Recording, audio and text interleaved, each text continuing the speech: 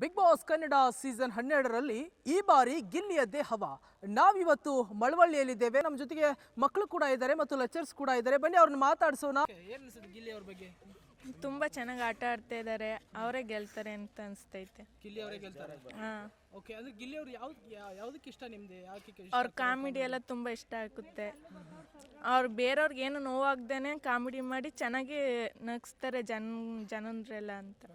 ಮನೆಯಲ್ಲಿ ಎಲ್ಲರ ಜೊತೆ ನೋಡ್ತಾರೆ ಬಿಗ್ ಬಾಸ್ ಅಥವಾ ಈ ಸೀಸನ್ ಮಾತ್ರ ನೋಡ್ತಾ ಇದ್ರೆ ಹೇಗೆ? ಇಲ್ಲ, ಹೋದ ಸೀಸನ್ ನೋಡ್ತಾ ಇದ್ವಿ, ಈ ಸೀಸನ್ ನೋಡ್ತಾ ಇದ್ದೀವಿ.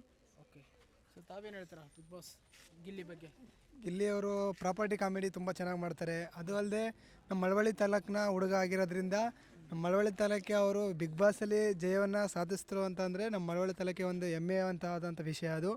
ಅವರು ತುಂಬ ಯಾಕಂದರೆ ಸುಮಾರು 2017ನೇ ಇಸ್ವಿಯಿಂದನೂ ಅವರು ಶಾರ್ಟ್ ಮೂವಿಗಳು ಅಂತಂದರೆ ಕಾಮಿಡಿಯನ್ನು ಮಾಡ್ತಾ ಫೇಸ್ಬುಕ್ಕಲ್ಲಿ ವೀಡಿಯೋಗಳನ್ನು ಮಾಡ್ತಾ ಅವರು ಬೆಳೆದಂಥವ್ರು. ತುಂಬ 10 ವರ್ಷದಿಂದ ಶ್ರಮವನ್ನು ಪಟ್ಟಿದ್ದಾರೆ. ಹಾಗೆ ಅವರು ನಮ್ಮ ಫ್ರೆಂಡ್ನ ಜೊತೆಲಿ ಐ ಟಿ ಕಾಲೇಜನ್ನು ಓದಂಥವ್ರು. ಭಾರತಿ ಕಾಲೇಜಲ್ಲಿ ಸಚಿನ್ ಅಂತ ಅವ್ರ ಫ್ರೆಂಡು ಜೊತೆಲಿ ಓದಂಥವ್ರು ಅವರು. ಇಷ್ಟೇ, ಅವ್ರಿಗೆ ಗೆದ್ರೇ ಬಿಗ್ ಬಾಸಲ್ಲಿ ಒಂದು ವ್ಯಾಲ್ಯೂ. ಹಾಗೆ ವೋಟಿಂಗಲ್ಲೂ ಸಹ ಅವ್ರಿಗೇ ಜಾಸ್ತಿ ಓಟ್ ಆಗ್ತಿರೋದು. ನಾವು ಗಿಲ್ಲಿಗೆ ವೋಟ್ ಮಾಡಿದ್ದೀವಿ ಅಂತ ಹೇಳೋಕ್ಕೆ ಇಷ್ಟಪಡ್ತೀವಿ. ಯಾವ ರೀತಿ ಸೆಲೆಬ್ರೇಷನ್ ಇರ್ಬೋದು ಮಳವಳ್ಳಿಯಲ್ಲಿ ಅಂತ? ಮಳವಳ್ಳಿಯಲ್ಲಿ ತುಂಬ ಸೆಲೆಬ್ರೇಷನ್ ಮಾಡ್ತಾರೆ. ಆಲ್ರೆಡಿ MLA ಅವರು ಸಹ ಅವ್ರಿಗೆ ಅಭಿನಂದನೆಗಳನ್ನು ಸೂಚಿಸಿದ್ದಾರೆ. ಮಾಜಿ MLA ಆಗಿರ್ಬೋದು, ಹಾಲಿ MLAಗಳಾಗಿರ್ಬೋದು, ಅವರೆಲ್ಲರೂ ಸಹ ಗಿಲ್ಲಿ ಗೆಲ್ಲಬೇಕು, ಅವ್ರಿಗೆ ವೋಟ್ ಮಾಡಿ ಅಂತೇಳಿ ಎಲ್ಲರೂ ಆಶಿಸ್ತಾ ಇದ್ದಾರೆ. ಓಕೆ ಮ್ಯಾಮ್, ತಾವೇನು ಹೇಳ್ತೀರಾ ಮ್ಯಾಮ್? ಓಕೆ, ಬನ್ನಿ ಮ್ಯಾಮ್ ಹೇಳಿ. ನಮಸ್ತೆ, ನಾನು ಶಾಂತಿ ಕಾಲೇಜಿಂದ ಉಪನ್ಯಾಸಕರು. ನಾನು ಈಗಾಗಲೇ ಗಿಲ್ಲಿ ಅವರು ಅಂದರೆ ಬಿಗ್ ಬಾಸ್ ಅಂತಂದರೆ ನಾವು ತುಂಬ 12 ಸೀಸನ್ನು ನಾವು ನೋಡ್ಕೊಂಡು ಬಂದಿರೋವಂಥದ್ದು.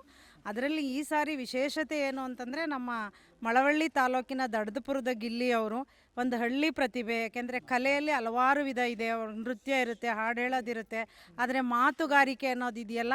ಜೊತೆಗೆ ಅವರು ಯಾವುದೇ ರೀತಿಯಾದಂತಹ ಉನ್ನತ ಶಿಕ್ಷಣ ಅನ್ನುವಂಥದ್ದು ಇಲ್ಲದೇ ಇದ್ದರೂ ಗ್ರಾಮೀಣ ಪರಿಸರದಲ್ಲಿ ಅವರು ಹೇಗೆ ಆ ಮಾತುಗಳನ್ನು ಆಲಿಸ್ಕೊಂಡು ಅದಕ್ಕೆ ತಕ್ಕದಾಗಿ ಹೇಳುವಂಥದ್ದು ಅಂತ. ಏಕೆಂದರೆ ನಮ್ಮ ಮಂಡ್ಯ ಒಂದು ಜಿಲ್ಲೆಯ ಒಂದು ಭಾಷೆಯ ಸೊಗಡನ್ನು ಅವರು ಬಿಟ್ಕೊಡ್ತಾ ಇಲ್ಲ ಅನ್ನುವಂಥದ್ದು, ಒಂದು ಹಳ್ಳಿಯ ಪ್ರತಿಭೆ ಗ್ರಾಮೀಣ ಮಟ್ಟದಲ್ಲಿ ಇರುವಂಥದ್ದು.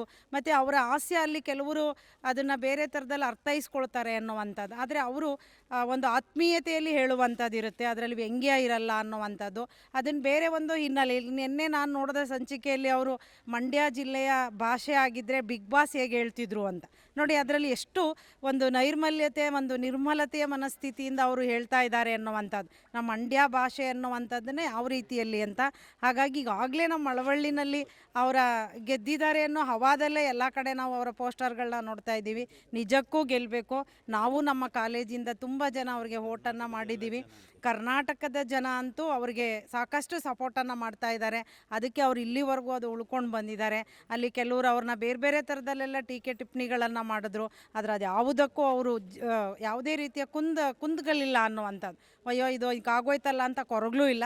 ಅದನ್ನು ಸಮರ್ಥಿಸ್ಕೊಂಡು ಮತ್ತು ಸುದೀಪ್ ಸರ್ ಅವರು ಹೇಳಿದಂತಹ ಎಲ್ಲನೂ, ಏಕೆಂದರೆ ಕೆಲವೊಂದನ್ನು ಸುದೀಪ್ ಸರೇ ಅವ್ರನ್ನ ಬೇಕು ಅಂತಲೇ ಅದನ್ನು ಕೇಳುವಂಥದ್ದು, ಅಲ್ಲಿ ಆ ಕ್ಷಣದಲ್ಲೇ ಆ ಒಂದು ರೀತಿಯಲ್ಲಿ ಪ್ರತಿಕ್ರಿಯಿಸೋದು, ಅವ್ರ ಮಾತುಗಳಿದೆಯಲ್ಲ, ಮಾತುಗಾರಿಕೆ ಇದೆಯಲ್ಲ, ಅದು ಯಾರ ಸೊತ್ತು ಅಲ್ಲ, ಯಾರೂ ಅದನ್ನು ಬೇರೆ ಥರದಲ್ಲಿ ಅಲ್ಲಗಳಿಯಂಗಿಲ್ಲ. ಹಾಗಾಗಿ ಈ ಸಾರಿಯ ಬಿಗ್ ಬಾಸಲ್ಲಿ ನಿಜವಾಗಲೂ ಗಿಲ್ಲಿಯವರು ಗೆದ್ದರೆ ನಮ್ಮ ಮಂಡ್ಯ ಜಿಲ್ಲೆ, ಯಾಕೆಂದರೆ ಮಂಡ್ಯ ಅಂದರೆ ಇಂಡಿಯಾ ಅನ್ನುವಂಥದ್ದಿದೆ, ಮಂಡ್ಯ ಅಂದರೆ ದಿಲ್ಲಿಯ ಒಂದು ಹಿನ್ನೆಲೆ ಇದೆ. ಹಾಗಾಗಿ ನಮ್ಮ ಮಂಡ್ಯ ಒಂದು ಸದ್ದನ್ನು ಮಾಡಬೇಕು. ಹಾಗಾಗಿ ಗಿಲ್ಲಿ ಅವ್ರನ್ನ ಗೆಲ್ಲಿಸ್ಬೇಕು ಅಂತೇಳಿ ಕೇಳ್ಕೊಳ್ತೀನಿ.